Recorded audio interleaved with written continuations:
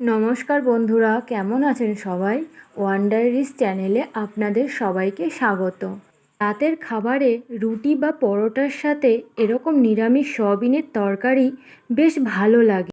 তাহলে রেসিপিটা এবার দেখে নেওয়া যাক। প্রথমে কিছু সয়াবিন গরম জলে সিদ্ধ করে ভালো করে জল ঝরিয়ে নিতে হবে।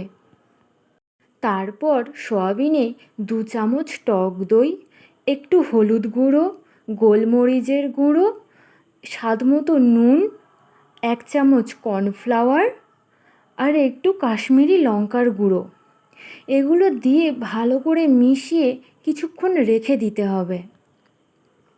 এবার আমি একটা পেস্ট বানিয়ে নেব।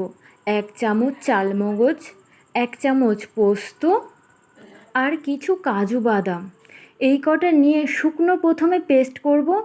তারপর এটাতে সামান্য জল দিয়ে আবারও পেস্ট করে নেব। দেখুন কত সুন্দর হয়েছে। এবার একটা কড়াইতে তেল ভালো করে গরম করে নিয়ে তাতে সয়াবিনগুলো দিয়ে ভালো করে ভেজে নেব। একটু লাল লাল মতো করে ভেজে নিতে হবে। তারপর সয়াবিনগুলো একটা পাত্রে ঢেলে নিয়ে আবারও একটু তেল দিতে হবে। তেলের মধ্যে গোটা গরম মশলা, তেজপাতা আর গোটা জিরে দিয়ে ভালো করে একটু নেড়েচেড়ে নিতে হবে। তারপরে 2টো লঙ্কা কুচি, 1/2 চামচ আদা বাটা, হলুদ গুঁড়ো, একটু জিরে গুঁড়ো, একটু ধনে গুঁড়ো দিয়ে ভালো করে নাড়াচাড়া করে নিতে হবে। একটু সামান্য জল দিতে হবে, না হলে মশলাগুলো পুড়ে যেতে পারে। তারপর আগে থেকে করে রাখা পেস্টটা এবার দিয়ে দিতে হবে। এবার একটু ভালো করে নেড়েচেড়ে নিতে হবে। তারপর স্বাদমতো নুন আর 1/2 চামচ চিনি দিয়ে ভালো করে মিশিয়ে নিয়ে দেখবেন তেলটা ছেড়ে ছেড়ে আসছে। এরপর সয়াবিনগুলো দিয়ে দিতে হবে।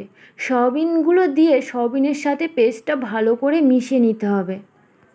এবারে সামান্য একটু জল দিয়ে মিশিয়ে নিয়ে 5 থেকে 10 মিনিটের মতো ঢাকা দিয়ে রেখে দিতে হবে।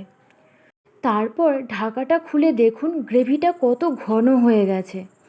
এবারে উপর থেকে একটু কাসুরি মেথি আর গরম মশলা দিয়ে ভালো করে মিশিয়ে নিয়ে রেডি আজকের আমাদের নিরামিষ সয়াবিনের তরকারি।